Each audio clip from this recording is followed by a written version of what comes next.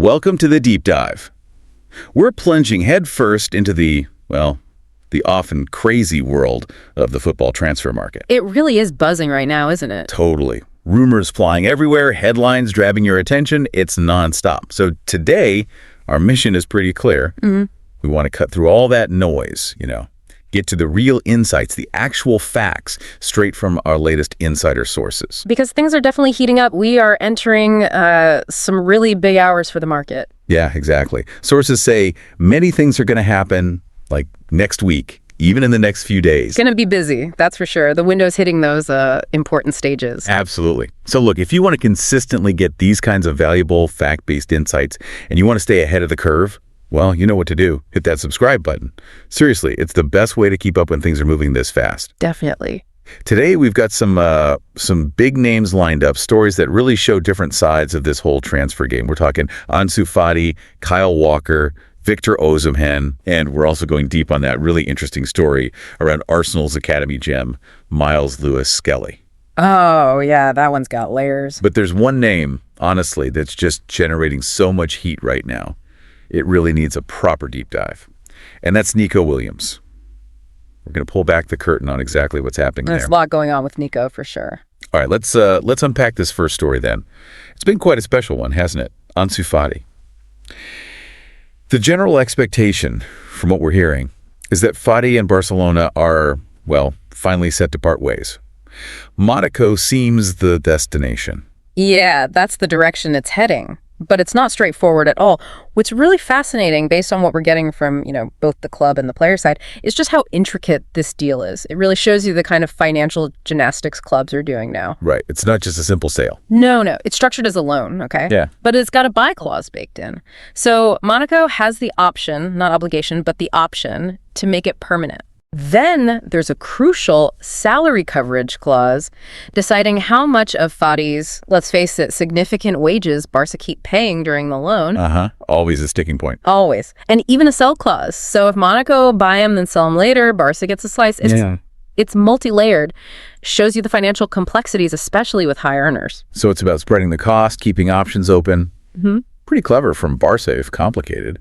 And Fati himself, it's not like he's pushing for this. What's his angle? That's the key, really. For this to even get this far, Ansu Fati apparently said yes to Monaco quite a while ago. My understanding is he genuinely wants this move. He's looking for, a guaranteed starting spot, a fresh start maybe. After all the injuries? Exactly. Reignite things after a tough time at Barca. That player desire has kept the talks going despite all the club-to-club complexity. Makes sense. Player wanting playing time. Classic motivation. It really is. Okay, so from a young star looking for a reset, let's shift to a different kind of situation. A seasoned pro, Kyle Walker. We know he's not part of the City squad for the Club World Cup. He came back from that Milan loan. But the word is, he's not staying at City. Yeah, connecting the dots here, it's not a huge shock, especially with how City's tactics have evolved, maybe.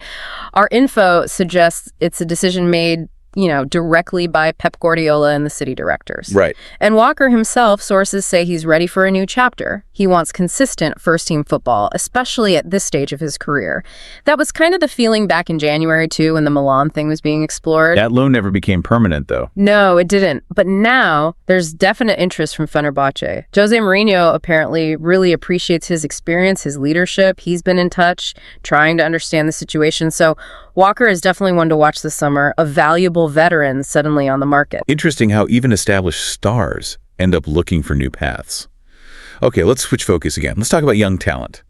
Big potential. Been a lot of noise around Arsenal's academy gem, Miles Lewis-Skelly. The rumors are swirling. Real Madrid working on a deal, considering it, making contacts, especially with his contract running down, only 1 year left. Right. That's right. Sounds like a classic Real Madrid swoop, doesn't it? Poaching top young talent. It absolutely does fit their pattern. And this really brings up that question about Real Madrid's strategy. They're always looking for opportunities, especially with top academy kids nearing the end of contracts. And yeah, they did start sort of looking into this potential deal a while back. That's just how Real Madrid operates. Normal for them to be sniffing around. But here's where it gets really interesting. Twist. Go on. Well, my information, and this is coming directly from sources close to the situation, is that Arsenal are actually very calm, like very relaxed, very confident. optimistic even about getting a new deal done for Miles Lewis Skelly themselves. Really? Despite the Madrid links? Yep. There's a direct conversation happening right now involving people close to the player, his family, and Arsenal's new director, Andre Albert. He came in a few months back. He actually restarted these talks, and apparently they're going very well. Wow. Okay. That's quite the counter-narrative. So Arsenal feel they're in control here. What's behind that confidence? Is it just the director, or is it a bigger strategy? That's a great question. And yeah, it points to a broader Arsenal strategy. The plan isn't just Skelly. It's about extending both his contract and Ethan Nwaneri's. Ah, the other big prospect. Exactly. Two genuine gems from their academy.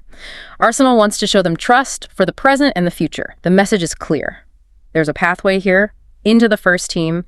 They're working on the financial side, too, to reflect that commitment. So the deal's really moving forward then? Absolutely. The deal for Skelly's extension at Arsenal is absolutely on track. So yeah, despite all the Madrid talk, Arsenal are staying very calm, very relaxed, prioritizing their own. It signals their long-term vision, doesn't it? It really does. Investing in their future stars. Yeah. Okay, shifting from protecting the next generation. Let's talk about a star of the present, the subject of just constant speculation. Nico Williams. This is the big one we wanted to dive into. Yep. He's always in the rumor mill, isn't he? We remember last year after that fantastic Euros. Yeah. So many stories. But he stayed at Athletic Bilbao. He did. So what's the situation now? Is this finally the summer he moves? Well, things definitely moved. On Friday, there was a really crucial meeting. Nico Williams' agent and Barcelona, and I can confirm Nico Williams, through his agent, sent a very, very clear message to Barca. And what's fascinating is how different his stance is now compared to last summer. How so? He is genuinely keen on moving to Barcelona. He is absolutely open to it this summer. That's a big shift. He wants to go to Barcelona. He would be very happy to go to Barcelona. It's 100% confirmed from our sources. Yeah. And what's really critical here and shows how serious he is that even the other clubs chasing him know this. They know he gives priority to Barcelona. He's basically made his choice clear then. Pretty much. He's put his cards on the table. So the player's mind is made up. Yeah. That really puts the ball firmly in Barcelona's court, right? It does. So what's the challenge for them now, knowing he wants to come? What's stopping it? Right. Well, Barca now faces a decision with a few different angles. First, there's the technical side. They've been looking at several options for that left-wing spot. They've considered Marcus Rashford, apparently. And especially Luis Diaz-Deco is supposedly a big fan of his. Okay, so options. Yeah. So first they need to decide, who do they really want to sign? Is it Nico? Is it Luis Diaz? Rashford? That's a tactical call for Deco and the coach. Makes sense. But then there's the money, I assume. Oh, yes. Then there's the massive financial point of view. That's the major hurdle. For Nico, there's that release clause, 58 million euros. Which is a lot, but maybe manageable over time. But here's the kicker. It has to be paid in one solution. One payment, all at once.